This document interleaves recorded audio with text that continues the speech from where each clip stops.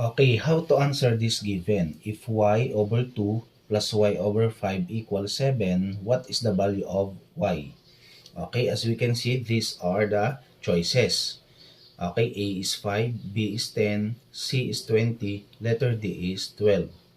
Okay, meron tayong different methods. Okay, ituturo natin lahat sa inyo ang ating mga methods. Ilan yung ating method na gagawin? Tatlo. Tatlo ang method natin gagawin. Okay, una, yung tinatawag na trial and error. Okay, sa trial and error, dito tayo kukuha sa mga answer.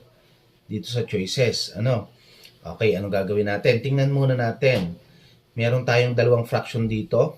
Naka-fractional form, y over 2 plus y over 5. Tingnan lang natin yung denominator niya, 2 at 5. Kunin lang natin ang LCD, which is 10. Okay, sa letter B, nandun yung 10.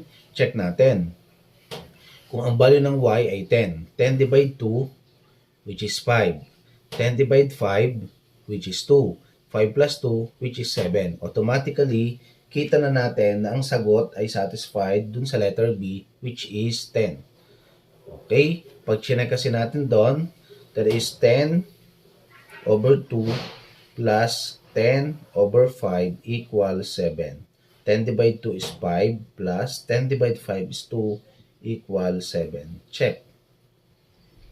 Okay, meaning the value of y is 10. Okay, yun yung ating unang method. Okay, next. How about the second method? Anong gagawin natin? Okay, gagawin natin yung ating second method. Y over 2 plus y over 5 equals 7. Ang gagawin natin yung butterfly multiplication. Okay, ito muna. Y times 5, that is 5y. Okay, copy the operation, plus y times 2 is 2y over yung LCD niya between two denominators, 2 and 5, which is 10. Then, equate natin sa 7. Okay? Ano mangyayari? 5y plus 2y is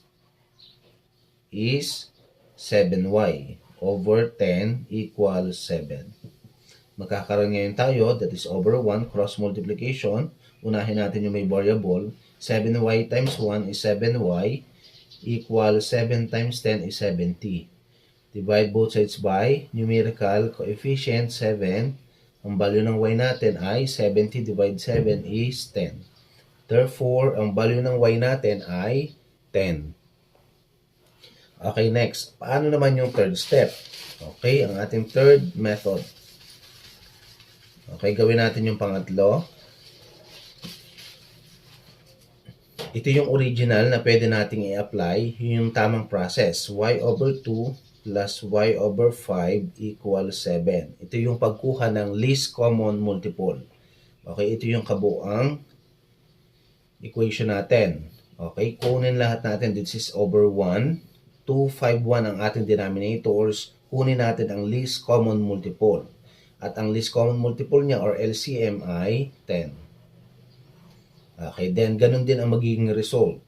10 divided by 2 is 5 times y is 5y plus 10 divided by 5 is 2 times y is 2y equals 10 times 7 or 10 divided by 1 is 10 times 7 is 70.